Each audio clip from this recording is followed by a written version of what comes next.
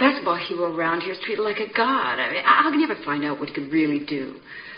I don't want this to be the high point of his life. I've seen them, the real sad ones. They sit around the rest of their lives talking about the glory days when they were 17 years old. You know, most people would kill to be treated like a god just for a few moments. Remember, don't get stuck with another sticker company. Stick with StickerYeti.com for all of your sticker needs and much, much more. Sticker Yeti is the place for all of your needs when it comes to stickers. Check them out today. Welcome to the Keeping the Nostalgia Alive show. I am your host, Billy Powell. This is episode number 199. We're closing in on that number 200 mark. You can listen to all of our shows at Keeping the Nostalgia Alive. That's all one word, keepingthenostalgiaalive.podbean.com. And you can download shows at your convenience to listen. We have Kent Benson, Gene Cady, you name it, anything that is associated with the game of basketball in the state of Indiana, we have it on our program. So once again, that's keepingthenostalgiaalive.podbean.com. You can also check out our YouTube channel. Just go up to the search bar on YouTube and type in the Keeping the Nostalgia Alive show and subscribe to our shows, because our shows are also on our YouTube channel. And with that being said, today, normally I have to do quite a bit of research for each guest that I have on the program. Today's was very easy because I already know the person that's coming on the program. I think it's been about 34 or 35 years since I've seen him, but we have on Coach Tom Riensche. Coach Riensche, thank you so much for taking some time out of your busy schedule during this lockdown to help keep the nostalgia alive and talk about Indiana high school basketball and baseball. Oh, you're welcome, Billy. Glad to be on. You know, I was, when I was in high school, my freshman year in high school, played soccer for you, and of course you got me associated with the basketball program, and of course you went to Fort Wayne Concordia, and if I'm not mistaken, you were a three-sport athlete. Tell us a little bit about growing up, Riensche, and tell us a little bit about your mom and dad, and also where you did go to high school. Okay, yeah, I was born in Indianapolis and went to grade school on the south side of Indianapolis at Calvary Lutheran grade school, which was a couple blocks from Southport High School. And right before I started high school, my dad's job moved to Fort Wayne. It was a phone company job. And so we moved to Fort Wayne about 2 months before I started high school. And I attended Fort Wayne Concordia Lutheran High School and went all 4 years there. And really enjoyed it. It was a great school. I played, lettered in three sports there, cross country and basketball and baseball. And we had some pretty good teams up there in Fort Wayne. My senior year, we went to the state finals, the Final Four, they called it back then, before class. They had one class. And we went to the Final Four in the state high school baseball tournament. And that was quite a thrill to play at the old Victory Field, Bush Stadium out on West 16th Street here in Indianapolis. That's before the Indians, moved downtown where they're at now. But it was really a nice experience going to Concordia. I was glad I got to go all 4 years. Did your dad play any athletics? Because he went to Tech High School, correct? Yes, he did. He was a very good basketball player. Unfortunately, he went to Tech High School in 1938. They had 7,000 students at Tech High School, which was one of the largest high schools in the nation. And his freshman year, he tried out for basketball, and he always told me this story. He said there were like 400 kids that tried out, and they cut about 200 the first night. And he was kind of like me. He was kind of a late bloomer. He was pretty small when he was a freshman, and so he didn't make the team. But he played a lot of basketball leagues around town. A lot of basketball fans remember the old Dearborn Hotel gym on East Michigan Street. A lot of famous players played there, and he played on a team called the Indianapolis Flashes, and he got to be pretty well known around town. And his senior year, the coach at Tech called him in and said, "Hey, Bob, sorry it never worked out for you here at Tech, but I've got to have a connection there with a coach at Franklin College. And would you like to go there and play some basketball? So Dad thought about it, and he was working at the time. And then he graduated from Tech, and then he worked a little while. And then World War II came, and he was drafted into the Army and served 22 months overseas. And when he came back, he started working at the phone company and just never really played, college basketball or anything, or went to college. But he was really a good ball player in his day. Both your father and mother would come to as many games as possible that I remember. And I'm assuming you've lost both of them, right? Right, yeah. Yeah, Dad, Mom passed away. She was 91, and then Dad passed away. He was 93. So they lived a good, long life. But you're right. They never missed a game ever since I was in grade school, I don't think. They were always there. And Dad was actually my Little League coach and basketball coach in grade school. And so they were a big part of my life growing up in sports. If you would have stayed in Indianapolis, would you have gone to Manual? Well, I was born in the Fountain Square area on Prospect Street, and when I was about 3 years old, we moved down to around Southport, so I would have attended Southport.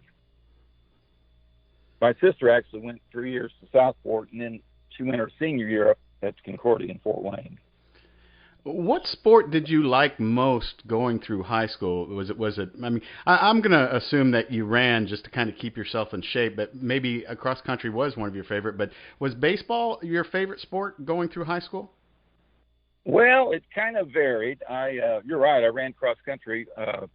At the time at Concordia, you had to run cross country or play football to go out for basketball. So it was a good way to stay in shape. And I actually played, you'll get a laugh out of this, Billy. I actually played football my freshman year. I was 5'7", 110 pounds. And I was on the line, believe it or not. So my football career didn't go very far. In my sophomore year, I started running cross country. And that, developed cardiovascular, strength and body strength. And so then I, went into basketball and baseball from there. But like I say, we had some, pretty good teams at Concordia the years that I was there. But your question, I kind of, when basketball was going on, I was all in basketball. That's all I could think about. And as soon as that season ended, I was ready for baseball. So I kind of liked them both about the same, just depending on what season it's going into. And what, in growing up there in Fort Wayne, did you have a favorite baseball team that you would watch or listen to on the radio or watch on the TV? Well, I said listen to on the radio. Man, I just made you really, really old, didn't I? No, did you? What was some of your favorite baseball teams? Well, when I was a kid, my dad would take me down to the old Crosley Field, Cincinnati Reds, and that was kind of my first team that I fell in love with and followed the Reds, and also the Chicago White Sox. We'd go up to Chicago and go to the White Sox games. So those were the two teams that I kind of grew up with and followed. Now I'm a big Yankees fan. So well, you kind of went through phases though a little bit, right? You were a Dodgers fan for a little while too, right? Oh yeah, I was. Yeah, I have several teams that I still follow, and I kind of became a Cubs fan when they started on a roll there, and so I just didn't enjoy the game, watching it, and I'm hoping they get started here. It sounds like they're going to maybe get started. Yeah, that's going to be interesting though with a 50 or 60 game schedule. They're definitely going to have an asterisk on it, Oh yeah, definitely. Yeah, it'll be a lot different. It was totally different back when you were a youngster in high school. But at what point did you start thinking about your college choice, and we all know that you went to Ball State University, but were there other places that you could have possibly gone and played either baseball or basketball? Well, my senior year, I had a couple visits for basketball to Toledo, University of Toledo, and Bowling Green. And I went there and talked to the coaches, and then I decided, well, I'll go to Ball State. So, I wanted to stay in the state of Indiana. And so I enrolled at Ball State. I actually started a little late. I worked for 6 months before I started college. I was kind of young for my age. I was only 16 years old when I was a senior in high school, and didn't turn 17 until November of my senior year. So I thought, well, I would have loved to have another year in high school, but it didn't work out that way because I started school early. And so I went to Ball State, and at the time in the NCAA, freshmen could not play varsity sports. So they had a freshman team, and since I started later, I had to wait a while. So the picture you sent me of the Ball State freshman team, that was quite a good team. But I talked to coach. The coach was Carl Medich, used to be coach at Tech. He was the freshman coach at Ball State. And, I told him, well, I just got here. At the time, Ball State was on a quarter system. And I started in the spring quarter. So, I talked to him about trying to walk on. I didn't have a scholarship. He goes, yeah, you can work out with us, and you can be like the student manager. So I said, oh, okay, I'll do that. It was kind of cool, though. I got to practice every night with the team, just like I was on the team. And it was really cool to get that experience. But I couldn't actually play because I, started late, so I had to wait a while. And that kind of put me behind because, if you're not on scholarship, you know how it is in college. It's kind of hard to walk on and stick. But my freshman year, I played on the freshman baseball team at Ball State. And then the following year is when I, tried to walk on with the basketball team, but it didn't work out. So I just, played some intramural sports and things like that. And during the summer, I played some semi-pro baseball in Indianapolis and Fort Wayne and Columbus, Ohio. So I got to, play against some pretty good players in those leagues. Did you pitch? Again, yes, I was a pitcher and a first baseman in high school and college. And my senior year, like I say, we went to the state finals at Concordia. I played first base. We had two pretty good pitchers. We had a left-hander and a right-hander. And the left-hander started the game, and we were known for defense all the season, and we kind of fell apart in the final game, the state finals against Bloomington.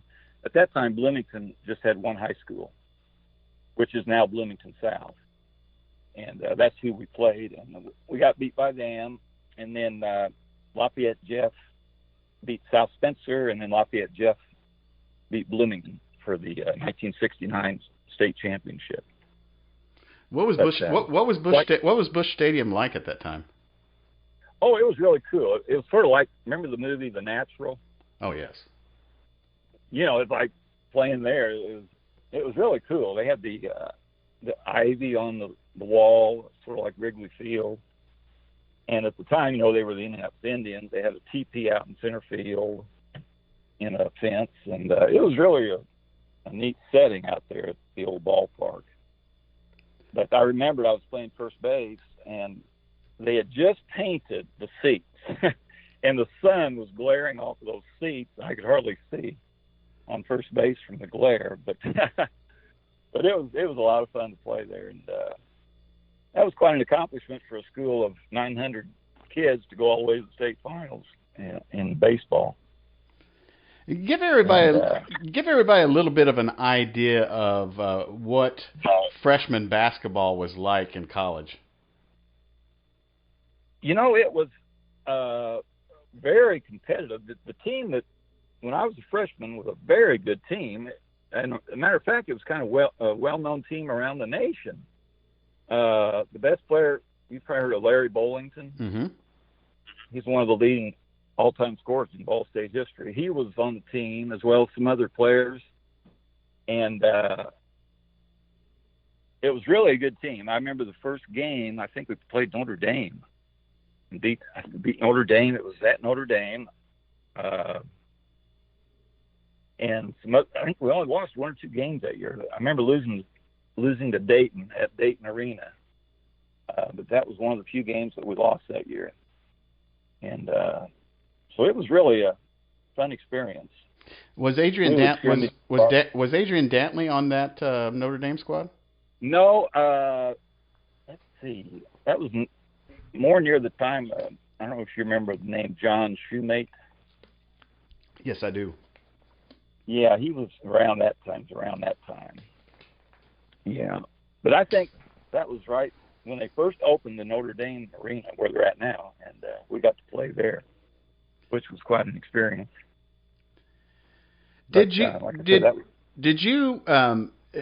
it kind of hard that since you started a little bit late, you still played baseball, you still played basketball, you still did intramural sports? Did you have to make a decision on what you were going to do for your career? Was it kind of hard to give up those 2 sports? Yeah, it was. I, even after I graduated, I still played, like leagues, basketball, baseball into my 30s. So it was kind of hard to give it up as it is for everybody that plays sports. But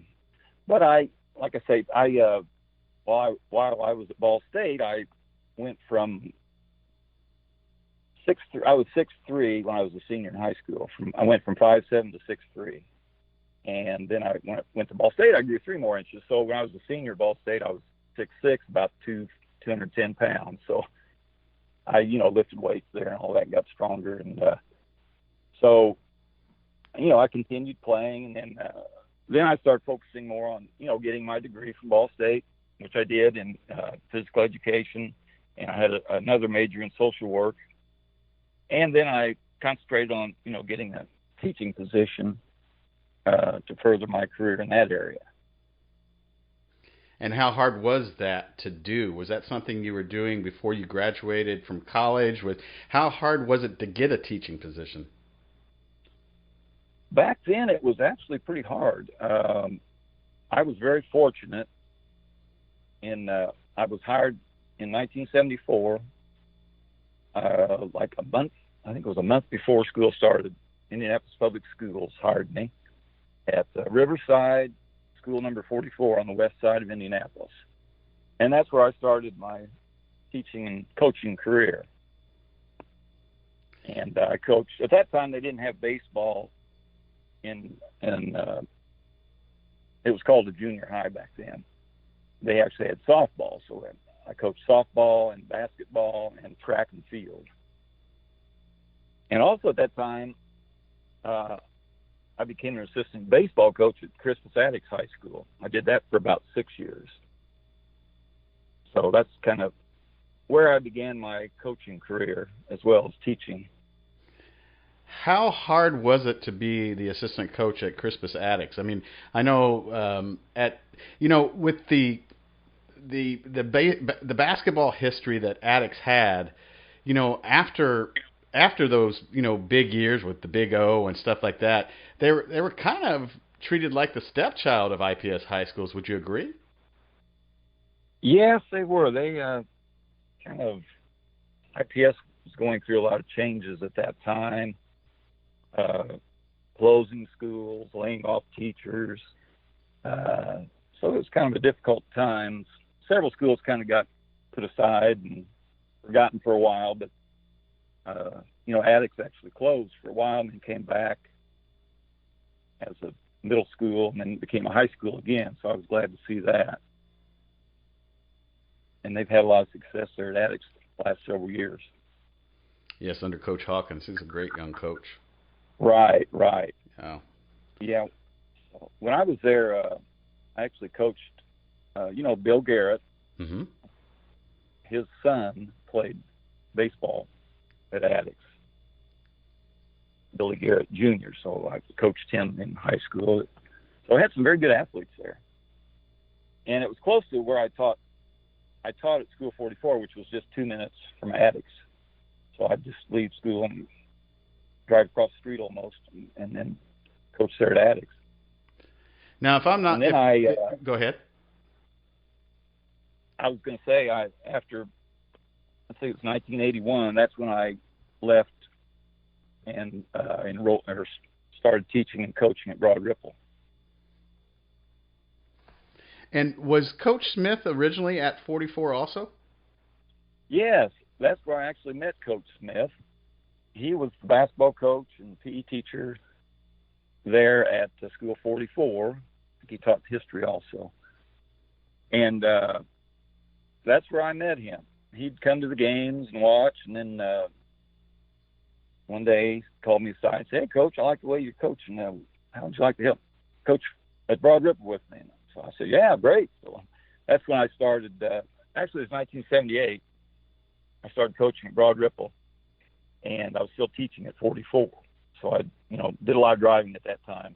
I'd go from 44 to Addix to Broad Ripple, and so I did that for a couple of years, and then teaching opening. Rodney Clark, Coach Clark. I know you know Coach Clark. Yes. He left Broad Ripple and went to Warren Central. So that's when I took his spot at Broad Ripple in teaching PE. And then that's where I started my coaching career there at Broad Ripple with Coach Smith. When you arrived at Broad Ripple, did you foresee, because the players that were on your state championship team, did you foresee how good that team was going to be in 78, or the players were going to evolve to be? Yes, definitely. Yeah, they. You could tell right then that was a special team, and just from the way they played, worked together, their work ethic, they were just destined for greatness. And it turned out that we were when we won the state championship in 1980. What was it like to coach with Coach Smith, especially those first couple of years, and of course the state championship year? It was an awesome experience. Like I say, I owe a lot to Coach Smith because he gave me my start in coaching in high school, and he was just an awesome individual, a great man. He was a great coach, not only with X's and O's, but with things like game preparation, game situations, motivation of players, coaching strategies. He just had it all. Coach Smith, he did demand 100% from his players, assistant coaches, all the way down to student managers, as you well know. And anyone else associated with the program, you better be on your game, your A game, or he would let you know about it. I remember my first year there. We're in the old gym there at Broad Ripple, and we're having tryouts. And that time I was the freshman coach. So I had my freshman team sitting on the top bleachers watching varsity tryouts. And he said, "Okay, Coach, tell your kids, go down to the locker room." I said, "Okay, fellas, go on down." He goes, "You better get some gravel in your voice, Tom." And I was kind of soft-spoken at the time. And so that right there, I thought, man, I better get myself together and be a little more forceful. So that really helped me kind of come out of my shell and be more vocal and leadership skills and all that type thing. I owe to Coach Smith. But he, he was, Coach Smith was an excellent athlete himself in high school and college at Anderson College, Andrews University now, Wood High School. he had many years of success as a coach at Broad Ripple. He's a state championship coach, 1980. He has the NBA experience with the New York Knicks and the Atlanta Hawks, helping Mike Woodson coach. He's coached 5 Indiana All-Stars. His record and experience definitely qualifies him to be a member of the Indiana Basketball Hall of Fame. And I know you also agree with that totally. Yeah, I totally agree with that. The numbers when you make comparisons, it's like you can do with a lot of baseball players that are in the Hall of Fame and other ones that need to be in it. There's just no doubt. And also too, I was just thinking the other day, he rolled this one out to me, and I think if I'm not mistaken, he was drafted by the Houston Oilers. Yes, I believe you're right. Yeah, I was looking into that. Yes. And I know Go ahead. I know we all kind of dig deep when we do stuff, but I remember, too, that he was the first coach to win a state championship team, if I'm not mistaken, with an integrated high school. I believe you're right. Yeah. Yes, I believe you're right. Well, he definitely deserves to be in the Hall of Fame. And I'm hoping we can make that happen. Was Coach Ring there, the AD, when you arrived also in 78? Yes, he was. He was there when I arrived. Mr. Glenn, Donald Glenn, was the principal, I remember, when I actually started teaching there. But yes, Mr. Ring, and he was the athletic director there. I could have kicked myself. For not getting more out of him. But he played for John Wooden. He played for Branch McCracken. He played baseball and was it is in the Indiana University Athletic Hall of Fame, whatever you call it. He played for the Indianapolis Indians for just a bit, but he really never cracked out of his shell and talked about it. I wish I would have got more out of him. I know. Yeah, I know what you're saying. I used to talk with him quite a bit, and he would mention some of that stuff, but he would never elaborate on his career, which he had quite a career. He was always kind of soft-spoken, but I was looking. The Indianapolis Star ran I don't know if you saw it or not, but they were listing like 64 of the top high school teams of all time, and they listed by school like 10 players from all years. And they had one day they had South Bend Central, where he went to high school, and he was listed as one of the top players in that school's history. So he was actually a very good basketball player. Baseball, I think baseball was his best sport. His wife actually, I think it was 2 weeks ago, passed away. So I saw that. Yeah. Mm-hmm. Yeah, I saw that in the paper. But he was very quiet, but what a wealth of knowledge. I mean, I remember sitting in the athletic office, and I was really, you and of course Coach Smith and of course Mr. Ring really kind of gave me this passion for the game, and I was like since I didn't play, I was like a sponge, so I took everything in. And I remember sitting in his athletic office, and this guy coming in going, "Is Gene here?" I said, "No, he stepped out. Can I help you?" "Oh, I'm Rick Mont from Emerald Sporting Goods. I needed to drop this off to him." And but now that you look back on it, I should have just taken more. I'm glad that I took in what I took in, but that was just a revolving door of greatness there at Broad Ripple. Oh, exactly. Right. Yeah, that's a lot of history there. Take us through the state championship year. What did you kind of feel at the beginning that you guys could go far? Was there unfinished business from the previous year? Take us through that season and what your thought process was, and and maybe a little bit of a long answer, but I'd like to hear your thoughts on that season. Yeah, we started out the year with high hopes. Of course, we knew we had a good team, and we knew we could go far. And that's one thing with Coach Smith. Every year, he said, expect to win the state championship. We actually every year. He, expected to win the state. He always said, if you're not here to win state, you shouldn't be out here on the floor. And the kids, developed that attitude, like, well, we're not going to lose a game, we're going to win state. And so that year, we actually we only lost 2 games. We were 29-2. We won the city championship. And the next game, we played Indianapolis, Washington, who in their own right was an awesome team. They had John Sherman Williams, Darren Fitzgerald, Ricky Johnson. I always said if we didn't win the state in 1980, Washington High School would have won it. That's how good they were. And but we played them over at Washington. And I think it was Ricky Johnson hit a half-court shot at the buzzer to beat us. So that was our first loss of the season.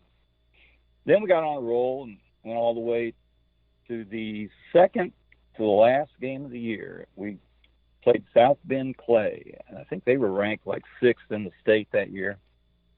And I remember being at Broad Ripple, looking out the windows at school, and it's like a blizzard. I thought, oh my gosh, we have to take the bus all the way to South Bend. So we left Broad Ripple in this blizzard snowstorm, drove all the way to South Bend. We got there kind of late, and obviously, I remember walking into the gym, and South Bend Clay was actually out there warming up on the floor, the JV team. And so we hurried and got dressed. And we actually gave them a pretty good game. I think we lost by 6 points or something like that. So that was our second loss. And then we came back, and the last game of the year was always against Gary Roosevelt, who was always tough. And we beat Gary Roosevelt, and then from then on, sectional, Hinkle Fieldhouse was like our home floor. Back then, we played the sectional at Hinkle, the regional, the semi-state, and then, of course, the state championship was at Market Square Arena downtown. And so we just got on a roll and went all the way, won the state championship. And, of course, Stacy Tran hit the 57-foot shot at the buzzer to beat Marion in the afternoon game. That was awesome. And actually, I was listening to Dan Dockett's show the other day on the radio, and he was talking about the best Final Fours in Indiana high school basketball state history. And, of course, he said 1980 was the most exciting Final Four ever. And I have to agree, because both afternoon games were won with 0-0 on the clock. The first game, and Dan Dockage played for Gary Andrean, and they were playing New Albany. And I believe New Albany was up by 1 point. And a Gary Andrean player got fouled at the buzzer on a shot. So he had 2 shots.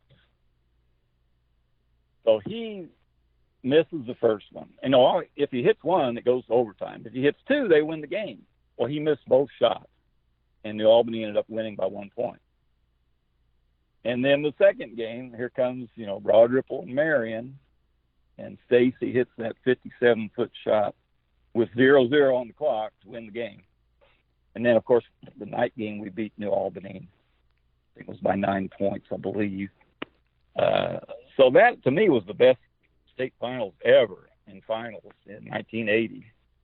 And a lot of people will agree with that.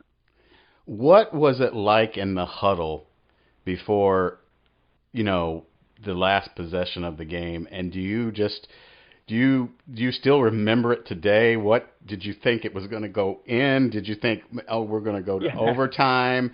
Did you think, what was your thought process as a coach and being on the bench and watching that whole thing happen? Did it go by so fast you don't remember? Well, no, I do remember. I remember, we set up a couple plays where one involved a long pass down the court to try to get a shot. And then we, also had Stacy there at the free throw line. And I remember Coach Smith said, if you can't get it down the floor, get it in to Stacy. So the original plan, Marion covered us on the pass. So we threw it into Stacy, and he didn't take a dribble. He just turned and shot the ball. You know how Stacy was very strong, a football player too. And he shot the ball, and it banked in at the last second shot. There was 1 second on the clock, and we couldn't believe it because Marion tied the game, and then they actually, on tape you can see it, they actually called timeout. So that gave us 1 second, which, the odds of that happening are pretty low, but pretty high, I should say, but not scoring and going. So we thought, if we go into overtime, we go into overtime. But we were glad we didn't because we had 4 starters. I think it was 4 starters with 4 fouls going into the fourth quarter. So we were fortunate that we didn't have to play another overtime period. But after that, the team was really sky high. They couldn't wait till that final game at night. How'd you guys calm them down for that? Well, we went back to Broad Ripple, which we always did. Hinkle Fieldhouse was just 5-10 minutes away from Broad Ripple. So during that time, during the tournament, we'd always go back to Broad Ripple. And you remember the old wrestling room? They're down the hall from Gene Ring's office. Yeah. Okay, we'd bed them down in there, and I'd get them food ordered, and then they'd sleep and rest. And Coach Clark and I'd go in the gym and play horse. We must have played 200 games of horse. He was good. He was hard to beat. He could shoot, Coach Clark. So then we'd, get them ready to go, and they'd be all rested. And so we did the same after the afternoon game in the state finals at Market Square Arena. So, then we got them downtown, got them ready, talked to them before the game, and you could just see it in their eyes. They were pumped up. They were ready to go. And, of course, New Albany was undefeated. Mm-hmm. I believe they were like 29-0. Mm-hmm. They hadn't lost a game all year. They had a guard, Richie Johnson, who was 6'9". I remember I have a picture of King Duke, who was, 5'5", 5'6", guarding Johnson, who was 6'9". And so they had their starting lineup was 6'9", 6'8", 6'8", 6'5", and 6'3", something like that. So they were definitely a tough team. But we played an awesome game that night and ended up winning the state championship. So as a coach, though, how long did that high last? I mean, you got the newspaper the next morning. We're all plastered in it, and what? Oh yeah. We when we left Market Square Arena, the big trophy. I actually carried that trophy to the bus, and then on the way back, we got near Broad Ripple, and came down the side street, Compton Street along Broad Ripple there. And there were fans, students lined up all the way down Compton Street, jumping around and banging on the bus and yelling, and gave us a very nice reception in the gym when we got back. But we were pretty pumped up for quite a while after that. How does that translate to? I mean, you guys have the schools won a state championship. Were you looking for opportunities? Or were opportunities looking for you, or were you happy where you were at the Broad Ripple basketball program at that time? Yes, I was. Actually, in the 80s, basketball in IPS was very strong. You had Washington Tech, Shortridge at the time, Manual. You had some really good teams. And I was going to tell you that it was the year that we won the state, we played Washington in the regional. And that, like I say, the winner of that game, I thought was going to win the state championship. and we won. It was a close game, but we kind of had years ago, they used to dress down in the basement of Hinkle Fieldhouse. There was remember the ramp you run all the way down to the locker rooms? Right. Well, we always wanted to be the second team up. We didn't want to go up first. So, so Washington's down there, and we're down there in different locker rooms, but we're waiting on the other one to go up. And so finally, one of the directors came down and said, "Hey," or I think it was Gene Ring. He said, "Come on, Coach Smith, you got to get up here. You got to." And I remember him saying, "No, we're not going until Washington goes up." So finally, they went on up, and then we went up after them. And but we had Mike Woodson sitting on our bench, I remember, and they had Steve Downing sitting on their bench. So it was really cool. I mean, like I say, it was a good game. We beat them, and then went all the way from there. But they were a very good team. But there were some really good teams in IPS at that time. Poor Basil Sofredo couldn't get a break, could he? Oh, I know. He had some bad luck Man. there, yes. And, also Fred Belzer of Manual couldn't get a break. I know it. He had some really good teams. Yeah. I remember he had a kid named Byron Frierson. Yeah. He was an all-state football player, too. He was 6'5", 260, 70. He was a big guy. And I helped Coach Smith coach the Indiana All-Stars in 1980. And he was put on the team as an alternate. And but he was a good basketball player, too. But he went on in football in college. But Manual had a very good team that year. I remember playing them at Manual. They were like people. It was packed. It was sold out. And I think the game was – they had some footage on TV, and it was a good game. We ended up winning. But Belzer had some good teams at Manual. How does it feel knowing that you were a part of, not really, but we were a part of the making of the movie Hoosiers? That was really cool. That's funny you bring that up. I was just watching Hoosiers. They had it on TV the other night, and brought back a lot of memories because we were actually playing, I think it was Chittard, the night that they filmed the final shot. When Jimmy Chitwood hit the shot. And I remember they did it at halftime because during our game at halftime, Chittard and Broad Ripple went to their locker rooms, and then the film crew set up, and then they filmed the final shot. But it's kind of weird during the game because they'd shoot crowd scenes where they'd have everybody yell or scream, and it'd be during our game during a timeout or something. It's like, wow. It's kind of weird, but it was a neat experience to be there during Hoosiers.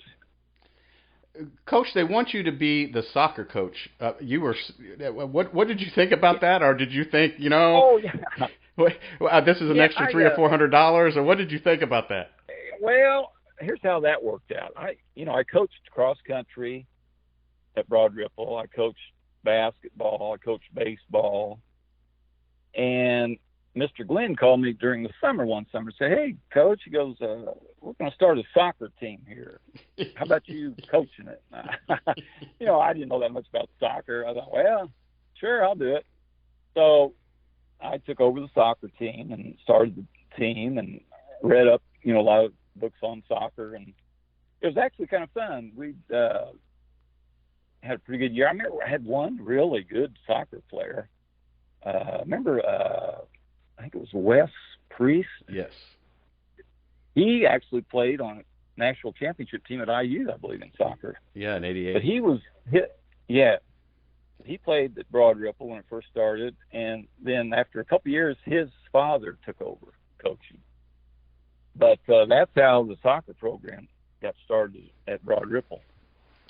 So I enjoyed it. So what is interesting is just before I started Broad Ripple High School, my family all went to Washington High School, and they took me to a football game one late August evening, and of course Broad Ripple was playing Washington, and that's where I met you, and I met Coach Siegel before I even got to Broad Ripple. So that's what led me to actually play soccer and go out for soccer. But I have a story that I don't know if you know, but I'd like to share it with you about a game that we were having in soccer. Okay. And I don't know if you remember Paul Fry. Yeah. Both Paul and I had gone to school since second grade, and I remember we were playing somebody, and I never got in. I was like, I'm just goofing off over on the sidelines, and there's I think Doug Jones played. I think there was just so many. Jeff Feltner played. I think there was just so many, better soccer players, but I don't know if we were getting beat or what it was, but I was goofing off on the sidelines with Paul, and all of a sudden I hear Billy, and I'm like, okay, who's who? I had to look someplace else because I knew it wasn't down at the coach's end, and it said Billy, and I'm like, yeah, get in there. And I just remember being in there and just being lost, but I'm glad I did take that opportunity to play soccer, and then of course get to know you, and I've spent 4 years with you there at Broad Ripple. So, what was it like to get the head baseball coaching job? That was really cool. I coached the JV. Like I said, I started at Addicts, assistant coach, and then when I got to Broad Ripple, I was the JV coach for a while. John Tremaine was the head coach for many years, and then. Let's see, how was that? Gosh, I think he became athletic director. And so I took over the head baseball job at Broad Ripple. And that was really cool. We had some good teams. I remember one memory that really sticks out in my mind. I think it was your senior year. Remember Terry Bryant? Remember Terry? Mm-hmm, mm-hmm. And Mason, his brother. Yeah. Well, I don't think this has ever been done before. Probably never has been ever. But we beat Cathedral on I think it was a Thursday night. It played at Riverside Park. The next night, we played Chittard at Chittard and beat Chittard. Terry Bryant pitched. And that's something to beat Cathedral and Chittard back to back. Especially, IPS was not really known for baseball back then.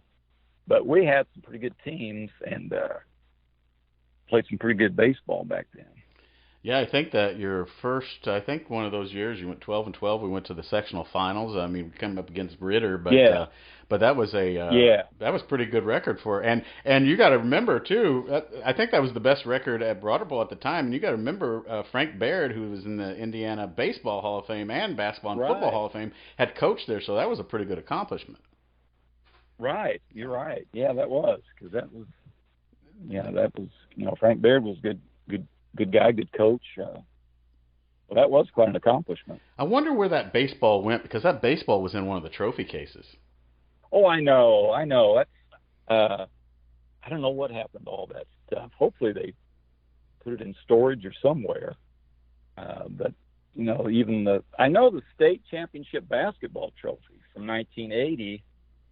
I believe they donated that to the Indiana Basketball Hall of Fame in Newcastle. Really? When you go in, I think it's in there. I think I saw it in there. And then I think they got another one put in the trophy case at Broad Ripple.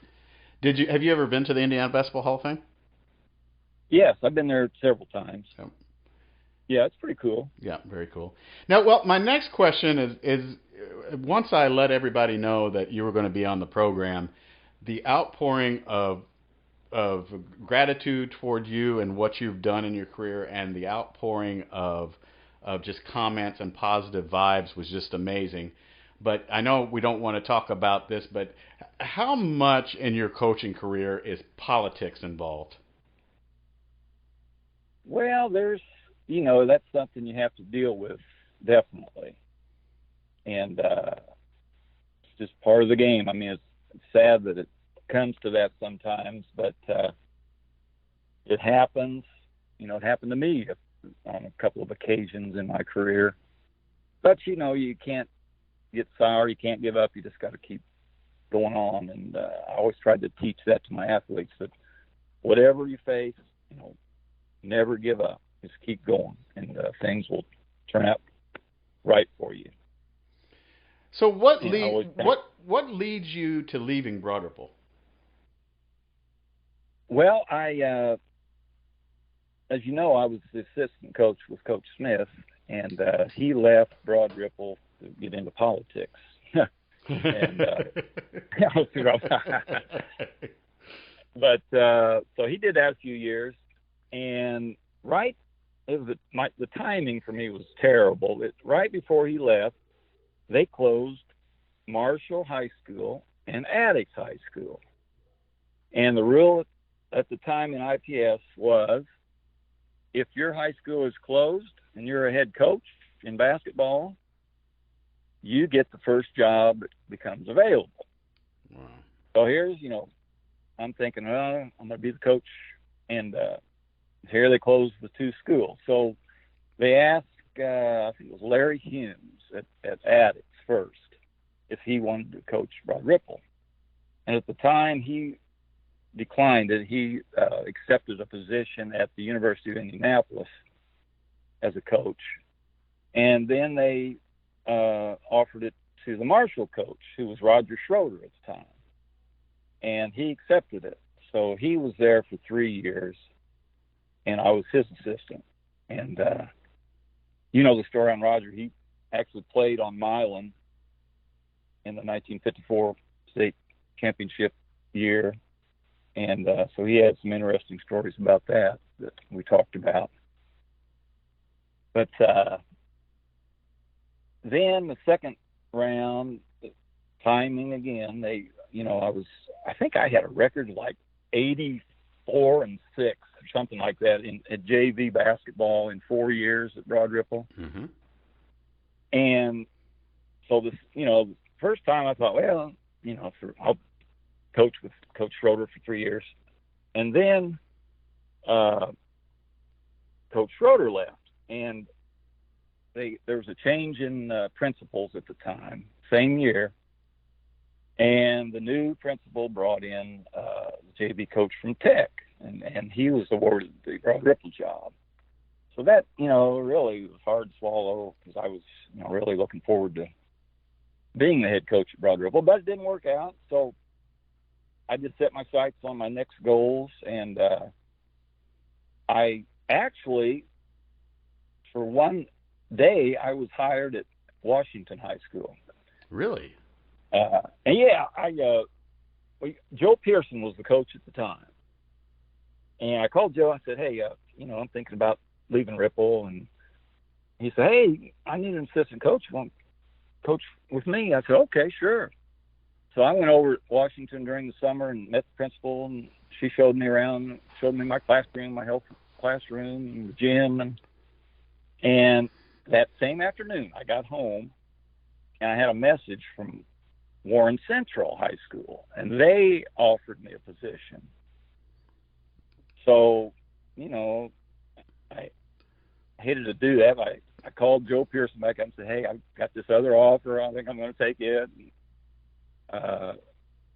at the time, it was like a pretty good leap financially, too, between IPS and the township schools.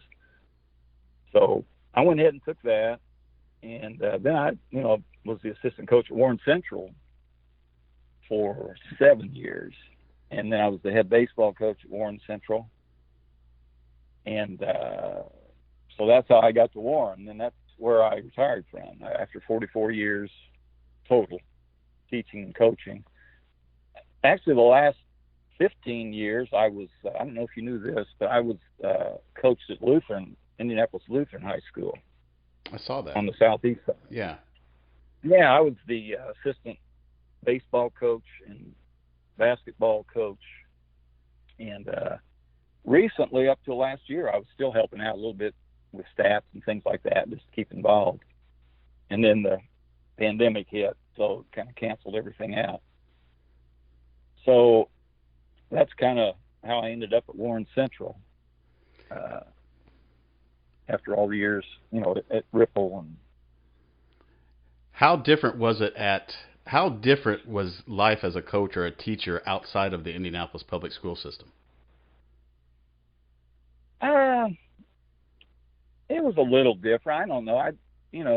Teaching to me was teaching. You're teaching kids. I don't care where you're at. You're teaching kids to be positive and do the right thing. And so I looked at it that way. Of course, back then, IPS was kind of behind facility-wise. The township schools had nicer facilities at the time. When I left Broad Ripple, they had the new gym, which was very nice. But in the old days, you remember the old gym at Broad Ripple? That was quite a place. Oh yeah. To play, and I think it's a library now. But Warren was big school, big township, and nice facilities and things like that. So in that sense, it was nice to move into that situation. Did you have success with the baseball program? Yes, we did. We actually, 2001, 2004, we were in the final game of the Marion County Championship, which is tough with all the Marion County schools.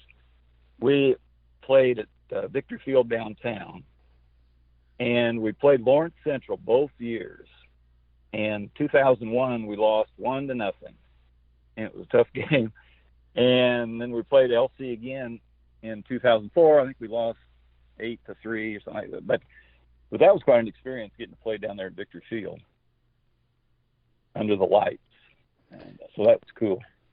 Yeah, it's very neat. I remember a lot of our baseball games that we'd play at Riverside. My grandpa would pick me up from the games, and we'd go down to Busch Stadium and play and watch, AAA baseball. So it's a beautiful it's a beautiful and historic stadium.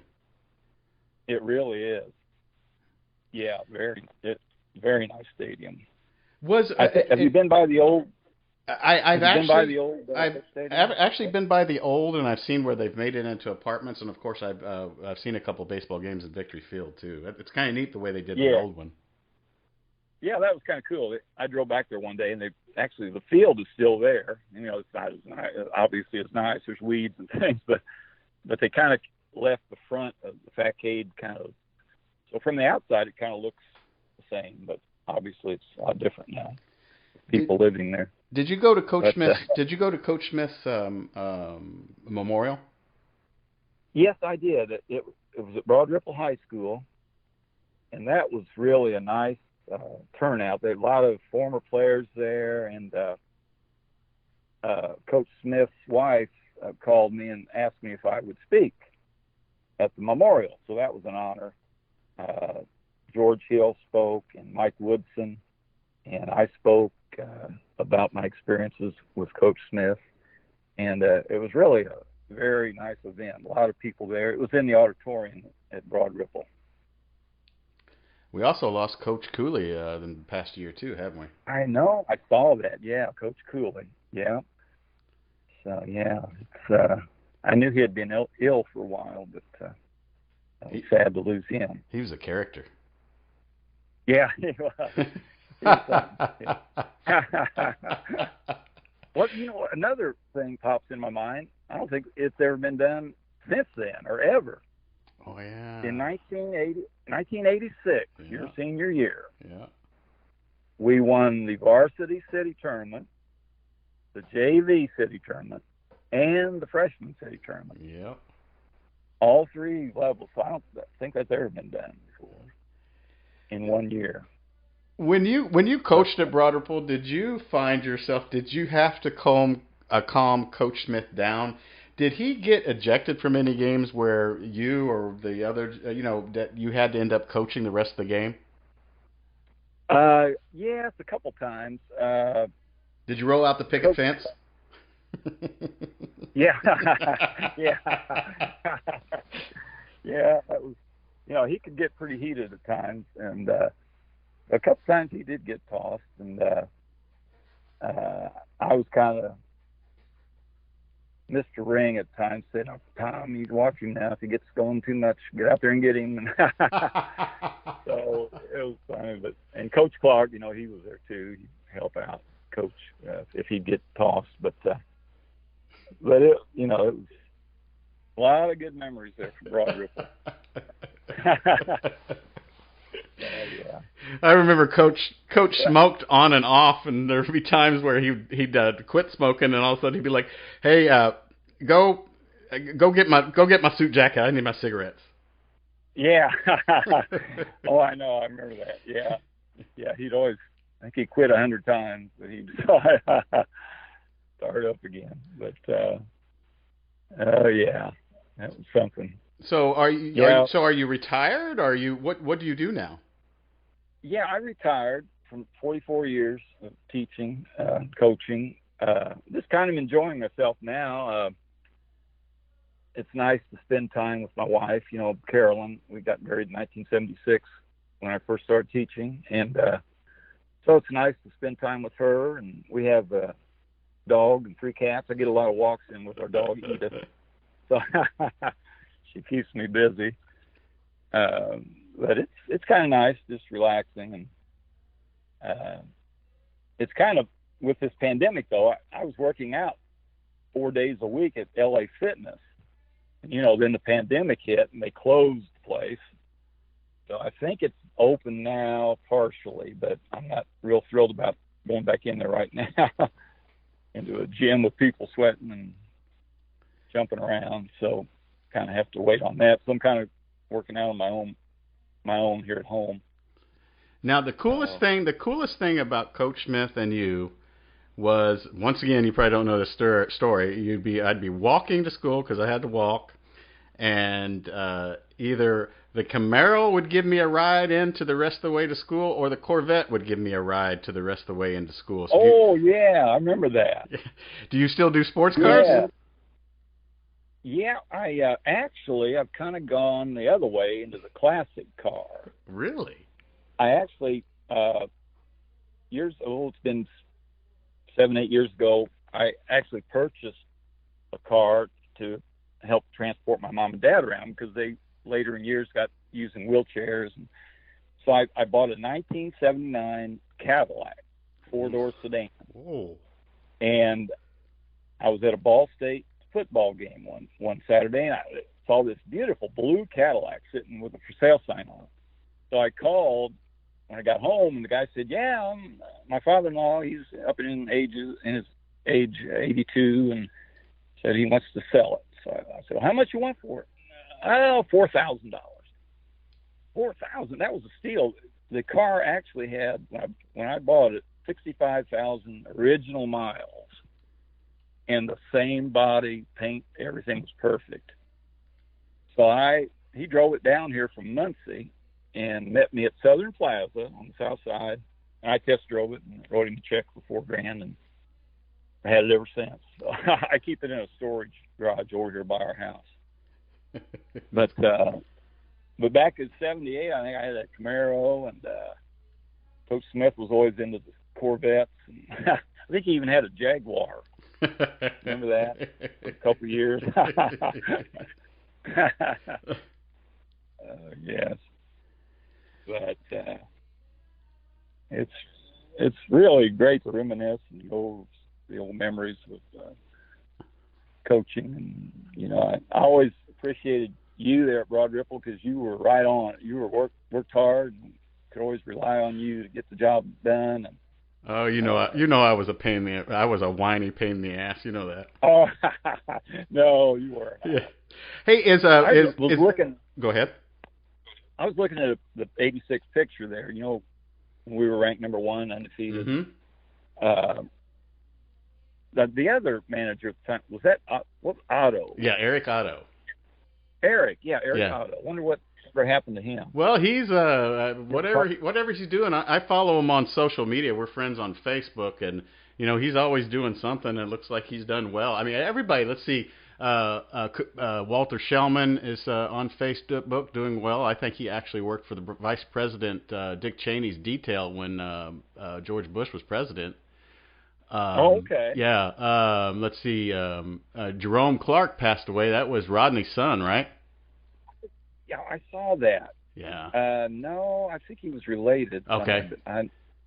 Yeah. Yeah, Michael Dodd. You remember Big Michael Dodd? Yeah. His Michael daughter Dodd. just won a state championship, I think, with either Warren or Lawrence North. Oh, really? Yeah. Wow.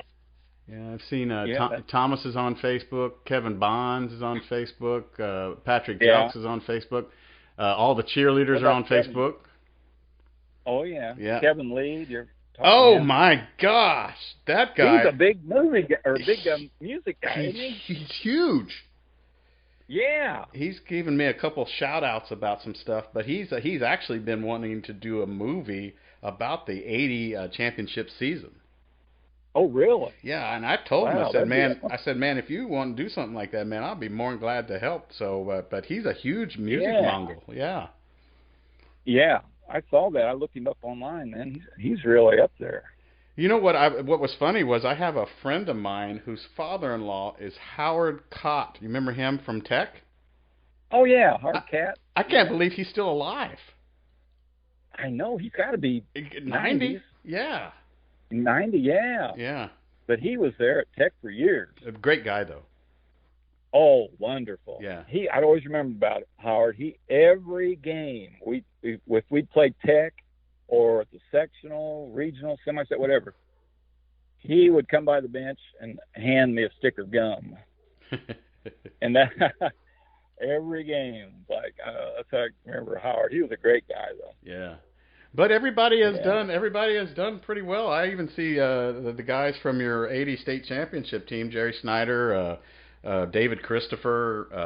Then they'll share pictures of Big Jeff Robinson and Silk. Oh yeah. Yeah. So I saw Kevin Tracy not too long ago. Yeah. Yeah. And talked to him, so he's doing good. Yeah. But it's a family, you know that? It is. Yeah. Brother, family. Yeah. You're right. It is. Especially during that 78 to 89 run, there's just it is. It's just a big family, and most of them are doing well. Yeah. Yeah. Shoot, I think Terry Bryant is in. He's a member of the Drug Enforcement Agency. Oh, really? Yeah. I think Mason was in the police. Was a police officer, wasn't he? I actually saw Mason about 10 years ago here in Houston, but both of them are doing really well too. So it's nice to, especially from your perspective, I would think that you see that your work didn't go wrong. Everybody being successful. Right. So yeah, that's really I really enjoy seeing everybody be successful. And yeah, it was really cool. Last year, I got a call. Do you remember Juan Alexander? Yep. And Vince Thomas? Mm-hmm. They called me and said, "Hey, Coach, we just want to thank you and pay you back for all that you did for us. And we want to take you and your wife out to dinner." So he said, "You name the place, we'll go." So I said, "Oh, that's cool." We met at Bravo Italian restaurant, and we had a great time. They took us out for dinner, and we talked, and it was really cool. They gave me a Broad Ripple T-shirt. So you're right. It's a big family there at Ripple. Yeah. It was neat. A few years ago here, I went down and I got this, before Coach Smith passed away, I got to at least have one last conversation with him when he was working with the Knicks, when he came down here to play the Houston Rockets. So that was nice to do. It was a really surprise of him passing, though, on a simple procedure. It was really a shock. Yeah, I know. That was a shock for sure. Yeah. Well, Coach, we could talk probably another hour. I don't know if I know. We could. Well, I've really enjoyed this, Billy, and I appreciate you having me on, and do it again sometime and reminisce some more.